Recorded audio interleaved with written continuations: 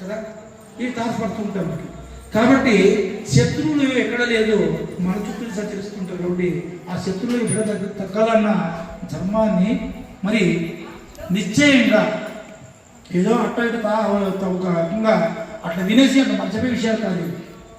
జీవితం అన్నప్పుడు మనం జీవితంలో ఒక పాఠశాల, జీవితం ఒక పాఠశాల అనుకున్నప్పుడు, నిత్య విద్యార్థి నేను అనుకున్నప్పుడు పాఠాలు పూర్తిగా నేర్చుకున్న తర్వాత జీవితంలోకి అన్వయించుకోవాలి. ఆ పాఠాలు ఏది అన్వయించుకోవాలా, అక్కడ జరుగుతున్న సంఘటన ఏదైనా ఉంటే ఆ సంఘటన నాకే జరిగితే ఎప్పుడు ఉంది పరిస్థితి అనే విధంగా మనము దాన్ని అన్వయించుకునేసి ధర్మాన్ని మనకి గట్టిగా పట్టుకునేసి మరి శాంతిని పొందే ప్రయత్నం చేయాలి. శాంతి ఏ విధంగా లభిస్తుంది? మరి మహాభారతంలో అద్భుతమైనటువంటి చర్చ జరుగుతుంది. ద్రౌపది ధర్మరాజుతో చర్చ చేయడము సార్ చెప్పినట్టుగా, మరి భీమసేనుడు చర్చ చేయడము, ఇవన్నీ అనేక విషయాలైనటువంటి ఆలోచనలు. ఇలాంటి ఆలోచనలు మనం వినడం వల్ల మనకు ఎంతో, అంటే ఆలోచనలు ఒక్కొక్కరికి ఒక్కొక్క కోణం ఉంటుందన్నమాట. ఇప్పుడు ఒకవాడు మురికి కాలువను చూశాడు, అతను దాన్ని మంచినీళ్ళుగా మార్చేసినాడు. ఒకడు మురికి కాలువ కదా అని చెప్పేసి ముక్కు మూసుకుని వెళ్ళిపోయినాడు. అంటే చూసే దృక్పథం అనేటువంటిది వేరువేరుగా ఉంటుంది. మనిషి చూసే దృక్పథం అనేటువంటిది వేరువేరుగా ఉంటుంది. కాబట్టి మనము తీక్షణంగా కొన్ని సమస్యలను చూస్తేనే మనకు సమస్య అర్థమయ్యేది. కొన్ని సమస్యలు పైన అర్థమవుతాయి, కొన్ని లోపల అర్థమవుతాయి. చాలా డీప్గా పోవాలి కొన్ని సమస్యలకి మూలం ఎదగాల. మూలానికి చికిత్స చేస్తే తప్ప ఆ సమస్య తీరదు. పైన పూతులు పనిచేయవు. ఇప్పుడు టైఫాయిడ్ వచ్చిందనుకో, నీకు మాత్ర పనిచేయదు. బ్లడ్ టెస్ట్ చేసి దానికి తగిన మాత్రలు ఇవ్వాలి. అంతే తప్ప నీకు ఊరికే మామూలు మాత్ర వేసుకుంటే సరిపోదు. అది టెంపరేచర్ తగ్గదు, పనిచేయదు. అట్లా అనమాట. అన్నిటికీ డోలో 650 వేసుకొని పడుకునేది కాదు. అట్లా మనం కొన్ని సమస్యలు వచ్చినప్పుడు ఆ సమస్యకు ఉండేటువంటి మూల కారణాన్ని కనుక్కోవాలి. ధర్మరాజు అదే చేస్తాడు. ఆ మూల కారణం ఏమి? భీమసేనుడు అంటున్నాడు, భీమసేన, ఆనాడు జూదం సమయంలో నువ్వు నా చేతులను 2 తగులబెట్టాలనుకున్నప్పుడు నిన్ను వారించినాడు. అప్పుడు నువ్వు శత్రువులను కొట్టడానికి గద మీద చెయ్యి వేశావు. అప్పుడు నీవు అలా చేసి ఉంటే ఎంత అనర్థం జరిగేది. పురుషార్థాన్ని తెలిసిన నువ్వు నేను ప్రతిజ్ఞ చేయకముందే ఈ మాటలు ఎందుకు చెప్పలేదు? అదే నువ్వు ఇన్ని చెప్తున్నావు, నేను ప్రతిజ్ఞ చేయడానికి ముందే ఈ మాటలు ఎందుకు చెప్పలేదు? ఎందుకంటే మాట మనసులో దాచుకోకూడదు. మంచి మాటలు మనసు మనకు మన నోట్లో ఉన్నంత వరకు అది మనకు బానిస. మనం బయటకు వచ్చిందా దానికి మనం బానిస. మాట అనేటువంటిది మనం జాగ్రత్తగా మాట్లాడాలి, చాలా ముఖ్యం. ఎందుకంటే మాటే మంత్రం, మాటే ఆయుధం. కలియుగంలో మాటే ఆయుధం అన్నమాట. ఆ మాటల్లో ఒక సంకల్పము, ఒక సత్యము, ఒక ధర్మము నీ మాట వెనకాల ఉందనుకో, నీ వెనకాల అందరూ పడతారు. నీ మాటలో పైన కోటి లోపల కోటి ఉందనుకో, కొన్ని రోజులు వింటారు, తర్వాత ఎవరు వినరు. కొన్ని రోజులు వినొచ్చు, కొన్ని రోజులు అయిన తర్వాత ఉత్తమ మాటల పైన ఊరికి వేస్ట్ అంటారు. మన మాటలో ఒక సంకల్పం అనేటువంటిది ఉండాలా, ఒక సత్యం అనేటువంటిది ఉండాలా, ఒక ధర్మం అనేటువంటిది ఉండాలా. ఇవి ఉన్నప్పుడు మన మాటను ఎవరైనా వింటారు. కాబట్టి ఇక్కడ ధర్మరాజు చెప్పేది అదే. ఈ మాట నువ్వు ఎందుకు చెప్పలేవు? ముందు నువ్వు మాట ఆయుధం లాంటిది. బయటకు వచ్చిందంటే దానికి మనం బానిస అయిపోతాం. నువ్వు ఆ రోజు అన్నావు కదా అంటాం, అయితే ఊరుకోండాల్సిందే అని వింటాం. నువ్వు ఆ రోజు అన్నావు కదా ఆ మాట అంటారు. అంటే ఆతి చూచి మాట్లాడాలా అని ఎందుకంటారంటే జాగ్రత్తగా మాట్లాడాలా, పరిస్థితిని అర్థం చేసుకొని మాట్లాడాలా. కాబట్టి ఆ విధంగా భీమసేన, నాకు ఈ విషయంలో చాలా దుఃఖం కలుగుతాను. ఆనాడు శత్రువుల చేతిలో యజ్ఞసేని ద్రౌపది కష్టపడుతుంటే మనం కళ్ళప్పగించి చూస్తూ సహించినాం.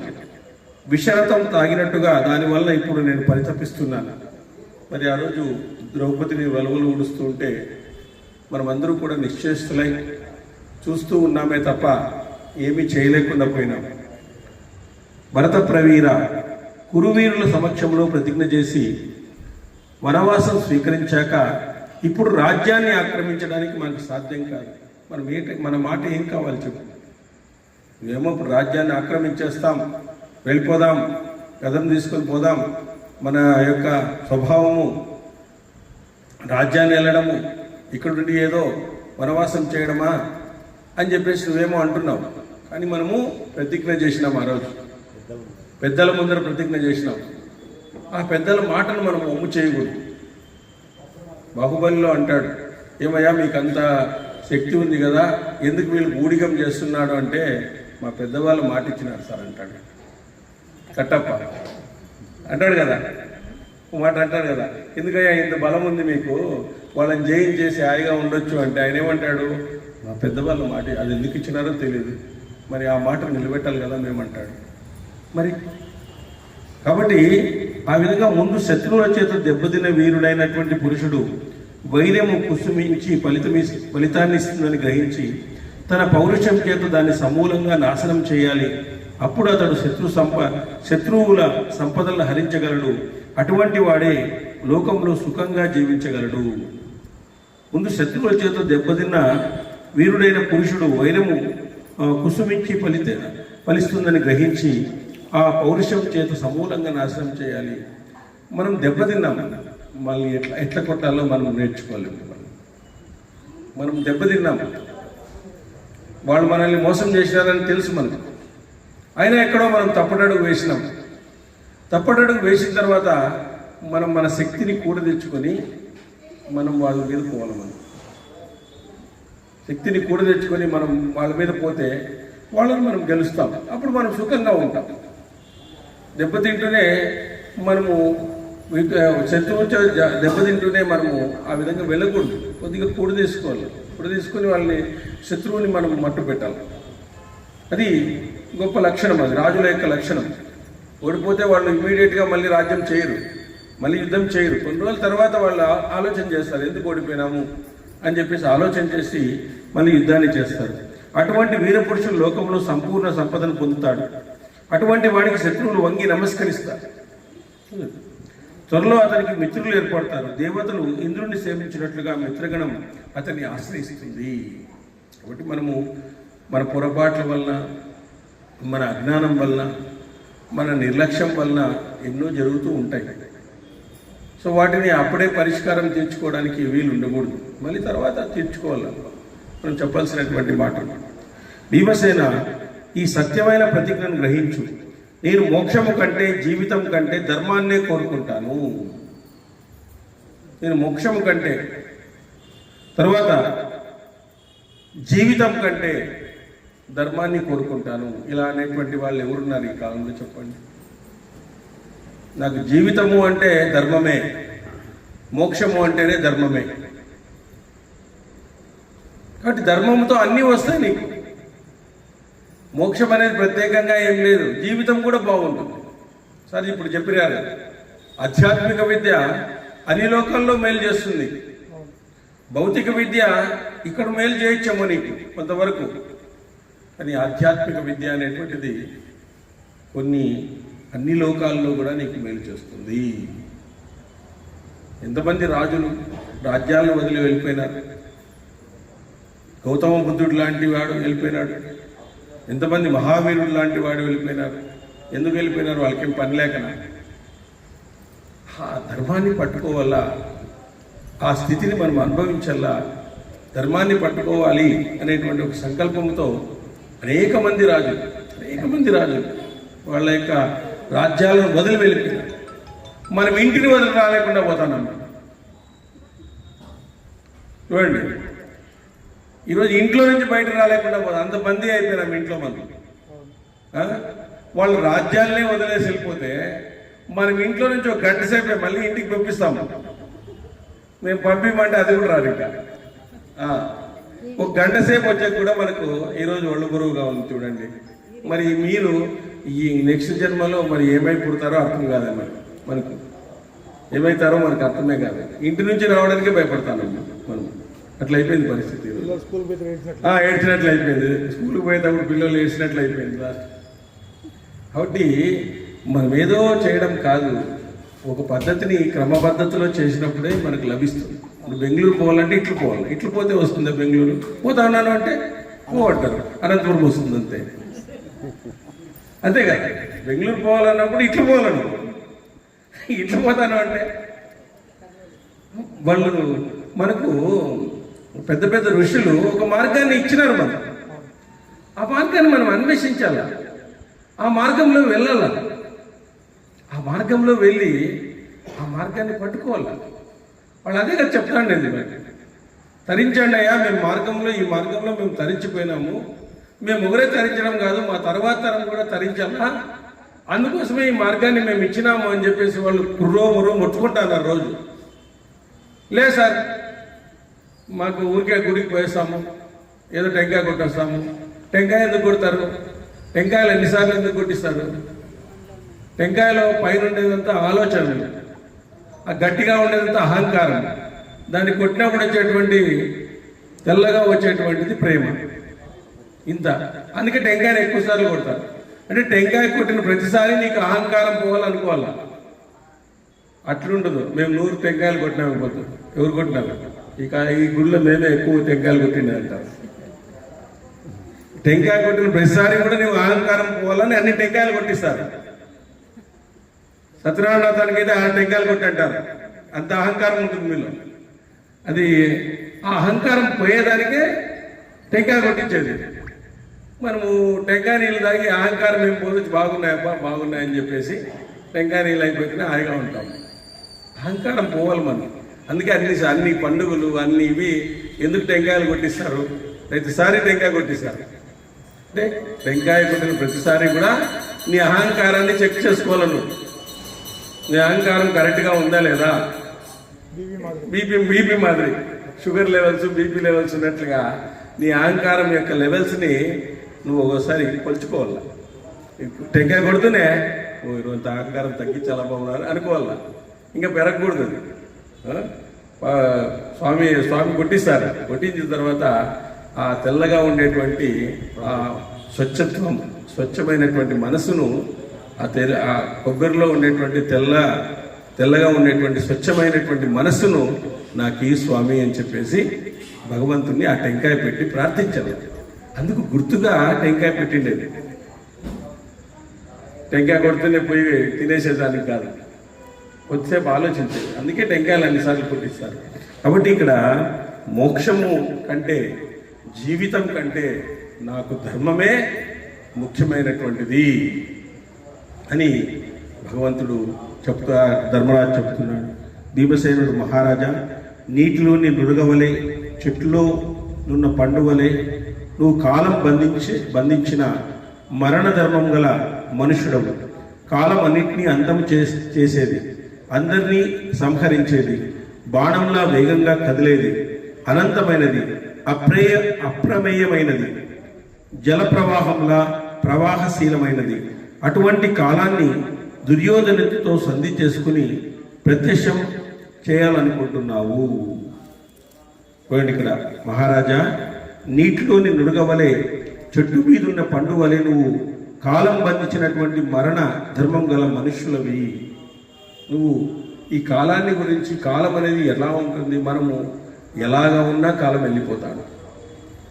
మనం బాధగా ఉన్నా, సమస్యల్లో ఉన్నా, ఏ రంగంగా ఉన్నా వెళ్ళిపోతాం. మరి కాలం అనేది వెళ్ళేటప్పుడు అది సంతోషంగా ఉంటే మేలు కదా. చావు పుట్టుకలు మన చేతిలో లేవు. ఆ చావు పుట్టుకలు మన చేతిలో లేనప్పుడు వాటి గురించి నువ్వెందుకు ఆలోచిస్తావు? ఉన్న సమయాన్ని సద్వినియోగం చేసుకో.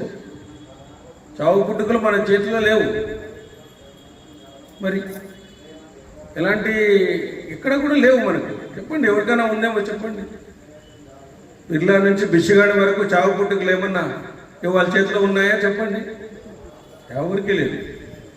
ఎవరికి భగవంతుడు అక్కడే అందరికీ సమానత్వాన్ని ఇచ్చిండేది, మరణానికి సమానత్వం అక్కడే ఇచ్చిండేది. అదొకటి ఇవ్వకుండా పోయింటే ఏమైపోయేది ఈ దేశం ఇంకా కాలం. అదొకటి ఇచ్చినాడు కాబట్టి గ్రేట్ అయిపోయింది. సావు పుట్టుకలు మన చేతుల్లో లేవు కాబట్టి దాని గురించి ఆలోచించడం తగదు అని చెప్పేసి కృష్ణ భగవానుడు భగవద్గీతలోనే చెప్పినాడు దాన్ని. కాబట్టి మనం దాని గురించి పెద్దగా ఆలోచించకూడదు. దాని మధ్యలో ఉండేటువంటి కాలం ఉందే, ఆ కాలాన్ని మనము సద్వినియోగం చేసుకోవాలి. ప్రతి క్షణము కూడా ఆ సద్వినియోగం చేసుకోవాలి. కాబట్టి అన్నిటినీ అంతం చేసేది కాలం, అందరినీ సంహరించేది, బాణంలా వేగంగా కదులుతుంది, అనంతమైనది, అప్రమేయమైనది, జలప్రవాహంలా ప్రవాహశీలమైనది. అటువంటి కాలాన్ని దుర్యోధనతో సంధి చేసుకుని ప్రత్యక్షం చేయాలనుకుంటున్నావు. చూడు నువ్వేం చేసుకున్నావు ఈరోజు? 12 సంవత్సరాలు నేను రానని చెప్పేసినావు. ఇప్పుడు సంధి చేసుకున్నట్టే కదా నువ్వు. మరి అట్లాంటి కాలాన్ని దుర్వినియోగం చేస్తున్నావు కదా నువ్వు. 12 క్షణాల్లో కొట్టేసి వస్తాం మేము కావాలంటే వాళ్ళు. అని 12 సంవత్సరాలు ఉండాలి మనం, మళ్ళీ అజ్ఞాతవాసం ఉండాలా.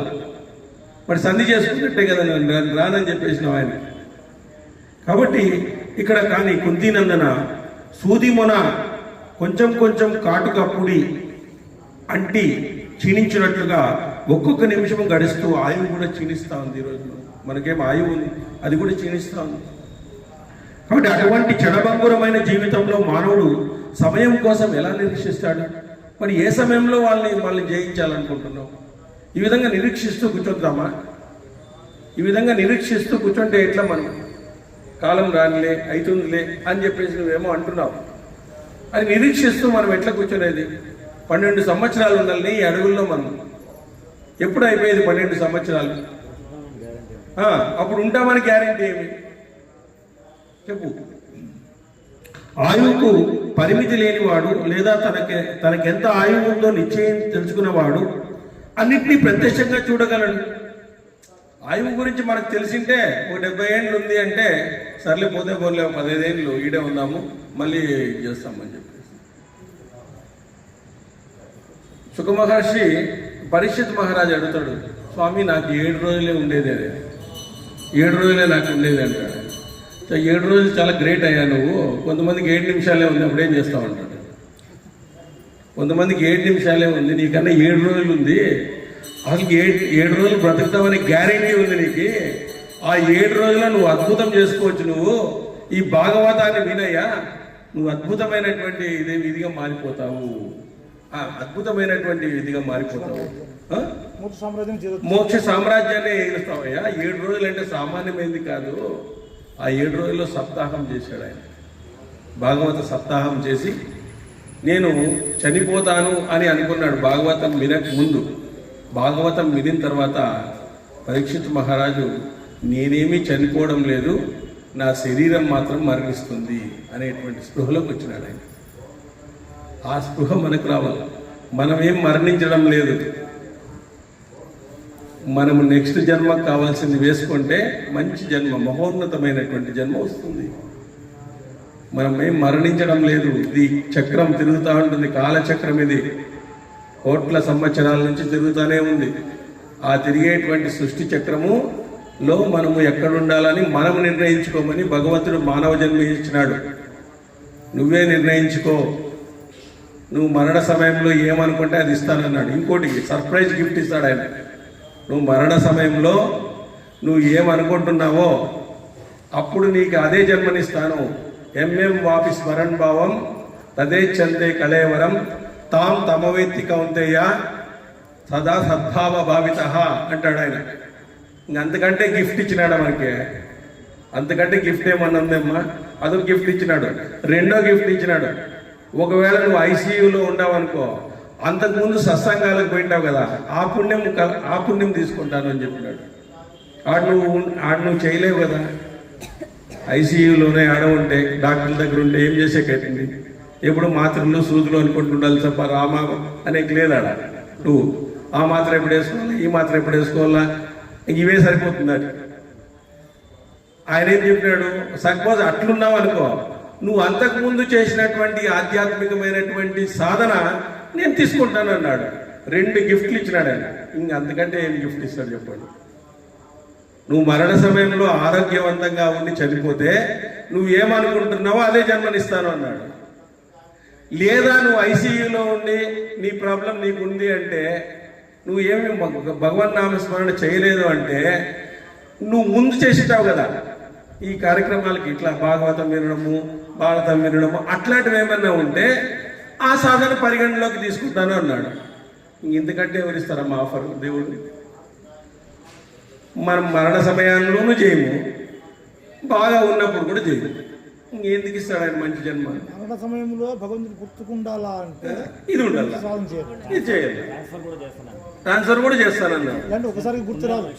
ఈ పుణ్యాలన్నీ కూడా నీకు గుర్తుండేటట్టు చేస్తాను. ఇప్పుడు నువ్వు భాగవతం విన్నావు కదా, నెక్స్ట్ జన్మలో నువ్వు పుట్టినప్పుడు ఇక్కడి వరకు నీకు గుర్తుంటుంది భాగవతం. మళ్ళీ నీవు చదివిన చదువు, భౌతికంగా చదివిన చదువు గుర్తుండదు. మళ్ళీ భౌతికంగా చదివింటావు, ఎంబీబీఎస్ చదివింటావు అనుకో, అది ఏమి గుర్తుంటుంది? ఇప్పుడు మాకంతా ఆ సంస్కారం ఎట్లొచ్చింది? ఏదో పూర్వజన్మలో చేసింటేనే కదా. సార్ పాటలు పాడతాడు, ప్రవచనం చెప్తాడంటే ఆ సంస్కారం ఎక్కడో పూర్వజన్మలో సార్ చేసింటారు. మేము ఎక్కడో ఉండేవాళ్ళము, ప్రవచనాన్ని పట్టుకొని వచ్చినాడు మా రామాంజీ. రండి సార్ చెప్తురండి అని రోజు పట్టుకొని వచ్చినాడు. మాకు కరోనా సమయంలో రండి సార్ మీకు చెప్తురండి, మీకు ఐడియా ఉంటుంది రండి అని. మరి ఆయన దింపేసినట్టు ఇంట్లో రంగంలోకి. అట్లా ఆ విధంగా మేము వచ్చినాము. కాబట్టి అట్లా భగవంతుడు మనకు ఆ విధంగా ఇస్తాడు. మరణ సమయంలో మనము ఆనందంగా ఉండాలంటే ఇట్లాంటివన్నీ వింటే బీపీ షుగర్లు రావు, మెయిన్ ఇంపార్టెంట్. లేకుంటే అహంకారము, మమకారము, కామక్రోధ, సార్ చెప్పి కదా, కామక్రోధ లోభ మోహ మదమాచరాలన్నీ కూడా అప్పుడు రెడీ అవుతాయి. ఒక ఆయన కొమటాయన ఉందంట, మీరేమనుకోదండి కొమటలు కాబట్టి. ఆయన చనిపోయేటప్పుడు అందరూ కొడుకులంతా వచ్చినారండి దగ్గరికి వచ్చి అంతా తులసి నీళ్ళు పోస్తున్నారు. డాక్టర్లు కూడా హెల్ప్లెస్ అప్ప, ఈ నీడే ఉంచండి, హాస్పిటల్ పిలిచిపోతండి, ఎప్పుడైనా కావచ్చు అన్నారు. తులసి నీళ్ళు కూడా పోస్తానండి. మెలకు వస్తే వాళ్ళు ఏం చేస్తారు, అంత మెలకు వస్తే ఈయన డబ్బులు ఏడో దాచినాడు, అవి అడగాలని వీళ్ళు. ఎక్కడ దాచినావు నువ్వు డబ్బులు చెప్పిండది మనిషి. భార్యకి అడిగితే నాకు తెలియదు అంటున్నాయమ్మ. వీళ్ళంతా చుట్టుకున్నారు. ఆయన మెలకు వచ్చిందంట, మెలకు వస్తేనే అడుగుతాను. ఆయన ఏమన్నాడు తెలుసా, మెలకు వస్తేనే ఏమన్నా అందరూ అంగడి మూసుకుని ఈడే కూర్చుంటారు, అడకన్నా పోంటారు ఎవరన్నా కూడా అన్నాడు. పోయేటప్పుడు కూడా అంగడే, అంత అంగడి మూసుకుని ఈడే కూర్చుంటారు. పోయినరా ఫస్ట్ పోయి అరే అని చనిపోయినాడంట. అక్కడ పోండి అని సైకి చేస్తానండి. అట్లుంటుంది మన పరిస్థితి. ఎప్పుడు డబ్బులు, ఎప్పుడు వ్యాపారము, ఎప్పుడు ఇది అనుకుంటామంటే మరణ సమయంలో కూడా అవే గుర్తొస్తాయి. అంతే కదా. నువ్వు అంత వ్యాపారము వ్యవహారము పక్కన పెట్టి, వ్యాపారం వ్యవహారం మనం బ్రతకడానికి ఏదో ఒకటి చేసుకుంటాం. దాన్నే కాకుండా మన జీవితాన్ని ఇచ్చినటువంటి వాడు, మనకు బ్రతుకునిచ్చినటువంటి వాడు, మనకు ఆత్మనిచ్చినటువంటి వాడు, మనకి ఇంత చైతన్యాన్ని ఇచ్చినటువంటి వాడు, మన వెనుక ఉండేటువంటి వాడు, సార్ చెప్పారు కదా వెనుక ఉండేటువంటి వాడు, ఆయన ఎవరు సార్ తెలుసుకునే ప్రయత్నం చేద్దాం. మనం కూడా మనము ఇంత లీజర్ ఇచ్చినాడు. కొంతమందికి లీజరే ఉండదు చూడండి, కొంతమందికి ఈ విధంగా కూర్చొనే అవకాశం కూడా ఉండదు. వాళ్ళకి అట్లా కనీస అవసరాలు కూడా తీరవు. మరి వాళ్ళకంటే మనం ఎంత బెస్ట్ చెప్పండి. కొంతమందికి అసలు చాలా కష్టము. వాళ్ళకి ఇప్పుడు పని చేయకపోతే వాళ్ళకి ఫుడ్ లేదు, పొద్దున్నే పని చేస్తే ఆ ఫుడ్ ఉంటుంది. మరి అట్లాంటి వాళ్ళకంటే మనం ఎంత మేలు చెప్పండి, ఎంత గొప్పవాళ్ళం మనం. ఒకటి రాత్రి షిఫ్ట్ చేస్తే పొద్దునకి డబ్బులు ఉంటాయి మనకి, పొద్దున్న షిఫ్ట్ చేస్తే మళ్ళీ రాత్రికి డబ్బులు ఉంటాయి. అట్లా వాళ్ళు ఉండాలి. వాళ్ళ జీవితం అట్లా దుర్భరంగా మారింది. సో అట్లాంటి వాళ్ళకంటే మనం ఎంత గొప్పవాళ్ళం. ఇంత గొప్ప స్థితిని ఇచ్చి కూడా ఈ గొప్పతనాన్ని మనం ఉపయోగించుకోకపోతే, దీన్ని ఏదో వ్యవహారాలకో, బాగానే భౌతిక సుఖాలకో, భౌతిక సంపదలకో దీన్నంతా వినియోగిస్తే ఇంకా భగవంతుడు అనేటువంటి వాడు క్షమించడు. కాబట్టి ఇక్కడ ఆయువుకు పరిమితి లేని వాడు ఎట్లన్నా నిర్దేశిస్తూ ఉంటాడు. వాటి ఆయువుకు పరిమితి లేకుండా నిర్దేశిస్తూ ఉంటాడు. రాజా మనం 13 సంవత్సరాలు తగిన సమయం కోసం నిరీక్షించాలి. ఈ 13 సంవత్సరాలు మన ఆయువు తగ్గిపోతుందయ్యా. 13 సంవత్సరాలు తగ్గిపోతుంది మనకు ఆయువు. మనం మృత్యువుకు చేరువవుతాం, మృత్యు దగ్గరకు వచ్చేస్తాం మనం. కాబట్టి దేహదారులందరికీ మృత్యువు వారి శరీరంలోనే నిత్యము ఉంటుంది. మనకు భర్త అయినప్పుడే డెత్ ఉంటుంది, అది రెడీగా ఉంటుంది, అది దాని మన వెనకే వస్తూ ఉంటుంది నీడలాగా, మనకి వెంటనే వస్తూ ఉంటుంది నీడలాగా, కబలిచ్చేస్తుంది. అది నీ శ్వాస అయిపోతేనే తీసుకుపోతాడు భగవంతుడు. నీకు ఇన్ని శ్వాసలు అని చెప్పింటాడు. ఆ శ్వాస అయిపోతే ఆడైపోతే ఆడే. హైదరాబాద్లో మా ఇంట్లో అయిపోకూడదు అంటే కాదు, హైదరాబాద్లో స్టేషన్లో కూడా అయిపోవచ్చు, నీకు ఎక్కడైనా అయిపోవచ్చు. ఆ శ్వాసలు అయిపోయినాయంటే అయిపోయినాయి. నీ ఆయువు నీ చేతిలోనే ఉంది. Destiny is in your hands అంటాడు వివేకానందుడు. నీ భవిష్యత్తు నీ చేతిలోనే ఉంది. కాబట్టి ఇక్కడ ఎవరి ప్రభావం కప్పబడిపోయి లోకానికి తెలియరాదో అట్టివాడు భూమికి భారంగా మాత్రమే మిగులుతాడు. అతడు తనలోని వైరాలను తొలగించుకోకుండా ఎద్దులా దుఃఖం పొంది నశిస్తాడు. చూడండి ఎంత మాట అంటున్నాడు. చూడండి, ఎవరి ప్రభావం కప్పబడిపోయి లోకానికి తెలియరాదో అట్టివాడు. నీకు ఎన్ని చెప్పినా నువ్వు ధర్మం వైపే ఉన్నావు, నీకేం ప్రభావం కనపడడంలే. మేము ఎన్ని చెప్తున్నాం, ద్రౌపది చెప్పింది, నేను చెప్తున్నాను, నువ్వు ఎన్ని చెప్పినప్పటికీ కూడా నీ మైండ్ సెట్ మారడంలే. అదేవిధంగా వైరాన్ని బయటకు పంపకపోతే అతని జన్మ నిష్ఫలమే. అతడు జన్మ మిక్కిలి దయనీయమైనటువంటిది. కాబట్టి మనము రాజా, నీ 2 బాహువులు సువర్ణంపై అధికారం కలిగి ఈ నీ కీర్తి పృథు చక్రవర్తితో సమానమైంది. యుద్ధంలో శత్రువును చంపి బాహుబల సమాపరిచితమైనటువంటి ధనాన్ని మనం అనుభవించవచ్చయ్యా. గొప్పవాడివి నువ్వు, పృథు చక్ర లాంటి వాడు, అట్లాంటి గొప్పవాడివి నువ్వు. కాబట్టి రాజా, శత్రుదమన, తన్ను మోసగించిన శత్రువును చంపిన వాడు నరకంలో పడినా సరే అతనికి సద్గతుల్యమైంది. తను మోసము అని తెలిసినావు కదా, మనం ఎందుకు శత్రువుని చెప్పకూడదు? అదేవిధంగా అసహనం వల్ల కలిగే సంతాపం అగ్ని కంటే ఎక్కువ మంటను పుట్టిస్తుంది. అసహనం, మనిషికి ఎప్పుడు కూడా అసహనం ఉంటుంది. ఒకరు ఎదుటి వాళ్ళు బాగుపడితే ఓర్చలేరు, ఒకరికి గుర్తింపు వస్తే ఓర్చలేరు, ఒకరికి డబ్బులు వస్తే ఓర్చలేరు, ఒకరికి విలువ వస్తే ఓర్చలేరు, ఒకరిని పొగిడితే ఓర్చలేరు. ఇది అగ్ని కంటే దహించి వేస్తుందంట మనిషిని. ఆ అసహనం అనేటువంటిది మనిషికి ఎప్పుడు రాకూడదు. అటువంటి అసహనంతో తప్పిస్తూ నేను రాత్రింబవళ్ళు నిద్రించడం లేదు. నాకైతే విపరీతమైన అసహనం ఉంది, నేను నిద్రించడమే లేదు. నాకు వాడు మోసం చేసినాడు, వాడిని ఎప్పుడెప్పుడు కొడదామా అని చెప్పేసి నేను అనుకుంటున్నాను. నాకు చాలా అసహనం ఉంది. కాబట్టి అసహనము కలిగినటువంటి సంతాపము అగ్ని కంటే ఎక్కువ మంది పుట్టిస్తుంది. కుంతీరంధ్రుడైన ధనుర్విద్యలో శ్రేష్ఠుడైన ఈ అర్జునుడు గుహలోని సింహం వలె ఉన్నాడు. గుహలో కట్టేసిన సింహం వల్ల అర్జునుడిని చేసేసినావు. నన్ను చూస్తే చేతులు ముడుచుకుని కూర్చోమంటున్నావు. ద్రౌపదికి చూస్తే ఆయన మంత్రికి ఆయన ఉంది, ఏం చేయలేవు పరిస్థితి. అన్ని ధర్మంతో ముడివేసినావు. మేమేం చెప్పినా నువ్వు మనసు మారడం లేదు, ఏం చేయాలి నేను ఈ సందర్భంలో అని చెప్పేసి ఆ విధంగా అనేక రకాలైనటువంటి క్వశ్చన్స్ అడుగుతున్నాడు భీమసేనుడు. దానికి ధర్మరాజు మళ్ళీ సమాధానం అనేటువంటిది ఇస్తున్నాడు. హరి ఓం స్వస్తి యదక్షర పదభ్రష్టం మాత్రాహీనం తెలుసుకోవే తత్సర్యం చమితాదేవ నారాయణ నమోస్తుతే. జయమంగళము నీకు సర్వేశ్వరా, జయమంగళము నీకు జలజవాసినికి, జయమంగళము నీకు సర్వేశ్వరా.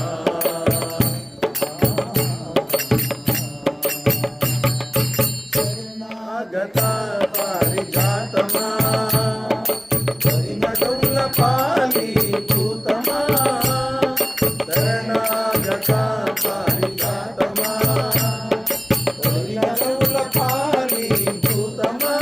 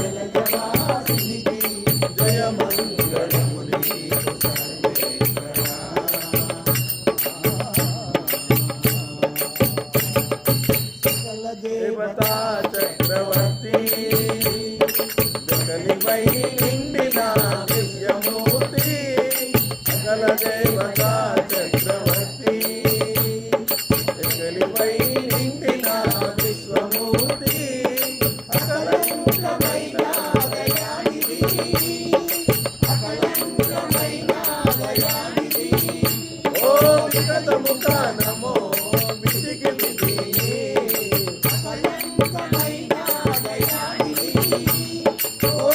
ముఖ నమో విధికి విధి జయమంగళము నీకు సర్వేశ్వరా జయమంగళము నీకు జగవాసినికి జయమంగళము నీకు సర్వేశ్వరా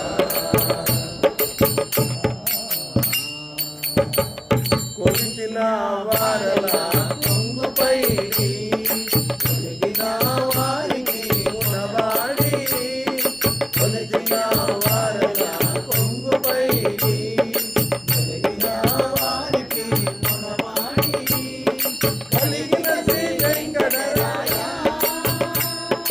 కలిగిన శ్రీ వెంకటరాయ మనది దాసులమైన మాకు విధేయా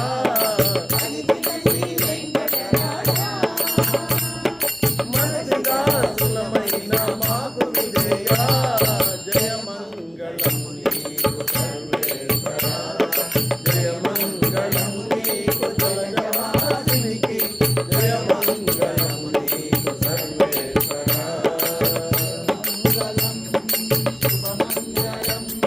జయమంగళం శుభమంగళం జయమంగళం శుభమంగళం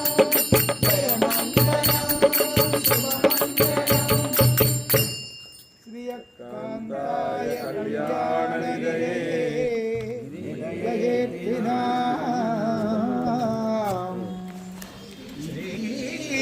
వెంకట నివాసాయ శ్రీనివాసాయ మంగళం నిత్యాయ నిరవధ్యాయ సత్యానంద